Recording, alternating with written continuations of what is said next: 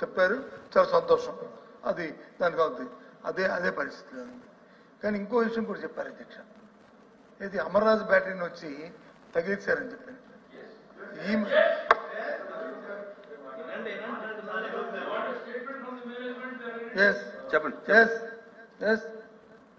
నేను అని చెప్తాను అని చెప్పారు అధ్యక్ష.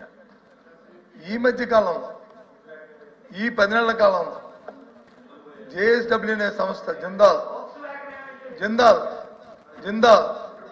జేఎస్డబ్ల్యూ అనే సంస్థ ఆవిడ తగిలిస్తే వాళ్ళు వెళ్ళి మహారాష్ట్రలో 3 లక్షల కోట్ల రూపాయలతో వచ్చి వాళ్ళు ఎమ్మెల్యే చేసుకున్న అధ్యక్ష. ఈ 10 నెలల కాలంలో 3 లక్షల కోట్లతో. ఆ విషయం కూడా తెలుసు కదా, ప్రపంచానికి తెలుసు. కాబట్టి వాస్తవాల కంటే ఎవరు వెళ్ళిపోయారా, ఎవరు వచ్చారా, ఎవరైనా ఒక ఇండస్ట్రీ సార్, ఒక పరిశ్రమ పెట్టాలంటే ఎన్విరాన్మెంట్లు, వాళ్ళకు వచ్చిన అవుట్పుట్లు, అక్కడ ఉన్న పరిస్థితులు, కనెక్టివిటీ, అక్కడ ఉన్న పరిస్థితులు చూసుకొని పెడతారు అధ్యక్ష.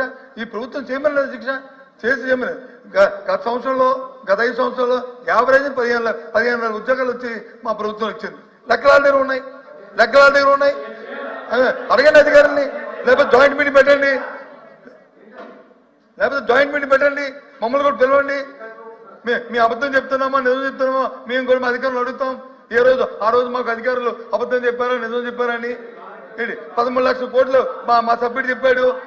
ఆ ఎంఓఏలు ఉన్నాయో లేవో అడగండి, లేదా అవి ఎందుకు చేస్తారో అడగండి. తప్పే ఉంది.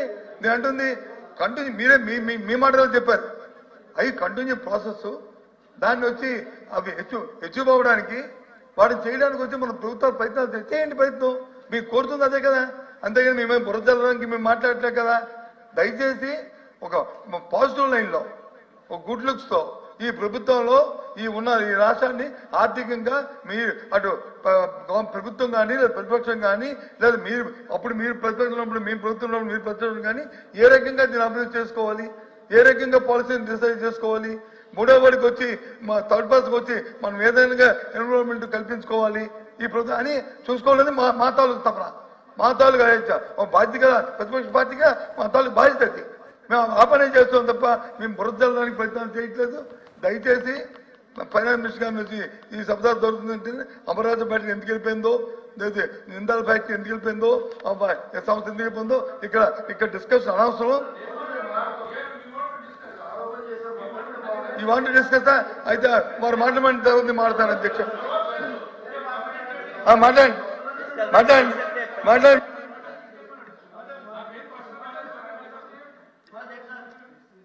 ఏం ప్రశ్న రాలేదు సార్ బొత్స సత్యనారాయణ గారి దగ్గర నుంచి. అయితే ఓకే, బొత్స సత్యనారాయణ గారు ఒక ఆరోపణ చేసేసి మీ ప్రశ్న ఏందో అడగండి.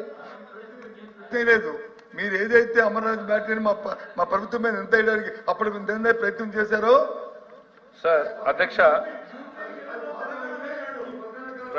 ప్లీజ్ అర్థమైపోయిందో అది కూడా వాస్తవం. 3 లక్షల కోట్లు వచ్చి గుజరాత్ లో పెట్టుబడులు పెట్టారు, అది కూడా వాస్తవం అని చెప్పారు. అది కాదు ఇది అయితే అది అవినీతి, ఇది అవును, అది చెప్పింది అధ్యక్ష. కాంపిటేటివ్ వరల్డ్ అధ్యక్ష. ఇది పోటీ ప్రపంచం అధ్యక్ష. పోటీ ప్రపంచం వేరు, రెజీమ్ రివెంజ్ తరిమేసే ప్రభుత్వాలు వేరు అధ్యక్ష. పోటీ ప్రపంచం ఒక ఎగ్జాంపుల్ చెప్తాను అధ్యక్ష. ఆర్సిలర్ మెటల్ కంపెనీ పక్కన ఉన్నటువంటి ఒరిస్సా రాష్ట్రంతో 3 సంవత్సరాలుగా ప్రయత్నం చేస్తుంది అధ్యక్ష స్టీల్ ప్లాంట్ పెట్టాలని. 3 సంవత్సరాలుగా వాళ్ళు క్లియరెన్స్ తెచ్చుకోలేక ఒరిస్సా తరిమేలేదు అధ్యక్ష. We have given them attractive package. Lokesh గారు మాట్లాడి ఒక లీడ్ అందింది అధ్యక్ష. Arcelor metal is trying to locate other options consider చేస్తోంది అన్నట్టు ఆప్షన్ వస్తే సేమ్ డే అపాయింట్మెంట్ వాళ్ళు ఇవ్వకపోతే మాకు జూమ్ కాల్లో అయినా మీరు జాయిన్ కాండి, మా ఆఫర్ వినండి అని లోకేష్ గారు ప్రయత్నం చేశారు అధ్యక్ష. ముఖ్యమంత్రి గారు కూడా లేదు అధ్యక్ష ఆ రోజు టైం. ఇమీడియట్ గా జూమ్ కాల్లో వాళ్ళు ఆఫర్ చేసిన తర్వాత then they said you come and give your proposal. మేము మా టీంని పంపించాం అధ్యక్ష.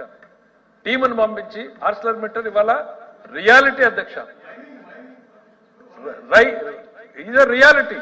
మా మంత్రి గారు కాన్స్టిట్యున్సీలో పెడతా ఉన్నారు అధ్యక్ష. దాని మీద మేము క్లారిఫికేషన్, గవర్నమెంట్ ఆఫ్ ఇండియాలో వాళ్ళకి చాలా ప్రాబ్లమ్స్ వచ్చినాయి అధ్యక్ష. మైనింగ్ మీద ఛత్తీస్గఢ్ నుంచి మినరల్ ట్రాన్స్పోర్టేషన్ ప్రాబ్లమ్స్ వస్తే గౌరవ ముఖ్యమంత్రి గారు ఆమె విట్నెస్ అధ్యక్ష. ఎనర్జీ మినిస్టర్ దగ్గర నుంచి, స్టీల్ అండ్ మినిస్టర్ దగ్గర నుంచి, ప్రధానమంత్రి వరకు వాళ్ళు ఉన్నటువంటి సమస్యలన్నింటినీ కూడా ఆంధ్రప్రదేశ్ ప్రభుత్వ సమస్యలుగా పరిగణించి వాటిని అన్నింటినీ ప్రస్తావించి వాటికి సొల్యూషన్ తెచ్చాం. కాబట్టి ఇవాళ ఈ రాష్ట్రంలో కళ్ల ముందు ఆర్స్లర్ మిట్టల్ 1,70,000 కోట్లు పెట్టుబడి పెట్టదు. This is the competition which we're living today. ఇవాళ జేఎస్డబ్ల్యూ వెళ్ళిందని చెప్తున్నారు కదా అధ్యక్ష. రమ్మనండి సార్ బొత్స సత్యనారాయణ గారిని as a representative of Jaganmohan Reddy garu రమ్మనండి. I will take him to JSW office. I will welcome them again. ఇవాళ ఈ రాష్ట్రంలో ఎవరిని చూసి భయపడుతున్నారు అధ్యక్ష? ఎవరిని చూసి పెట్టుబడిదారులు భయపడుతున్నారు అధ్యక్ష? ప్రమాణ స్వీకారం వేదిక మీదనే ఆ రోజున పీపీఏలు రద్దు చేస్తున్నామంటూ మొత్తం ఎనర్జీ రంగాన్ని కుప్పగొల్చినటువంటి నాటి పాలకుల్ని చూసి ఇవాళ ప్రభుత్వం ఇన్వెస్టర్లు భయపడతా ఉన్నారు అధ్యక్ష. 5 సంవత్సరాల్లో వీళ్ళు ఏం చేశారు అధ్యక్ష? ఉరిదీశారు ఎనర్జీ రంగాన్ని. చివరికి ఏమైంది? కోర్టులు మొటిక్కాయలు వేస్తే మేము చంద్రబాబు నాయుడు గారు సంతకాలు పెట్టిన అఫిడవిట్లకి అగ్రిమెంట్లకు కట్టుబడి ఉన్నామని చెప్పి 4.5 సంవత్సరాల తర్వాత అఫిడవిట్లు వేశారు.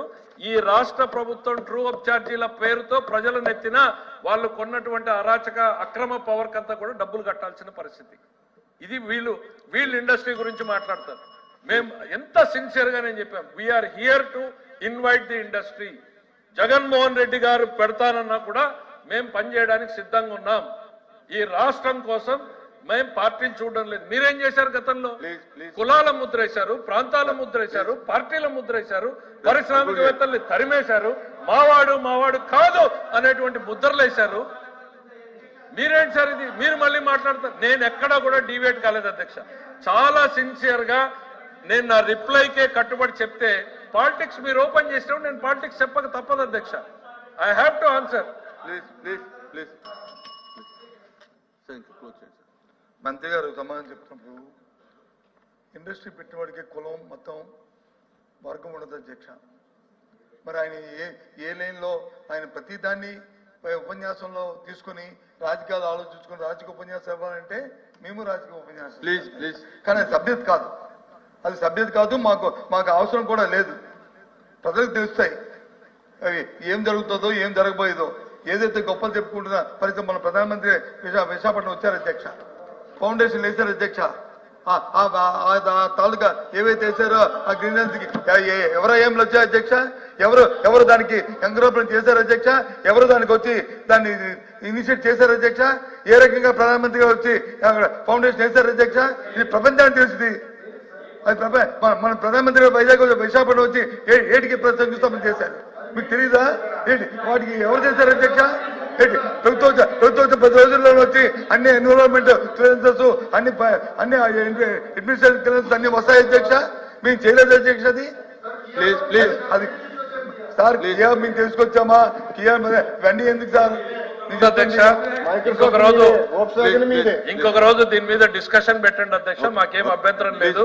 అయితే రైల్వే జోన్ భూమి కూడా ఇవ్వని వాళ్ళు ప్రధానమంత్రి వచ్చి శంకుస్థాపన చేస్తే మా ఘనతని చెప్పుకుంటున్నారంటే దండం పెట్టాలండి. ఎట్లా ఎఫ్ఎం గారు సార్ మీరు ఇక్కడ ఎక్కడ ఎందుకు సార్ పర్మిషన్ మేము పంపించాం పదండి అధ్యక్ష. సార్ 5 సంవత్సరాలు ఎందుకు వెళ్ళలేదు? 5 సంవత్సరాలు ఎందుకు వెళ్ళలేదు ఫౌండేషన్?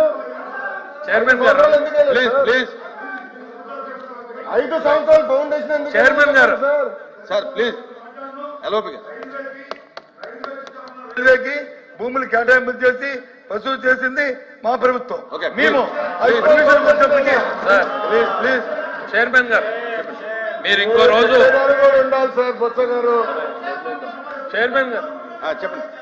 మీరు ఇంకో రోజు దీని మీద వాళ్ళు ఇంకో ఫామ్ లో వచ్చి డిబేట్ పెట్టమనండి అధ్యక్ష. వీళ్ళ డిస్ట్రక్షన్ కి మనమున్న అమరావతి కళ్ళ ముందు కనపడుతున్నటువంటి సాక్ష్యం అధ్యక్ష. 5 ఏళ్ళు డిస్ట్రాయ్ చేస్తే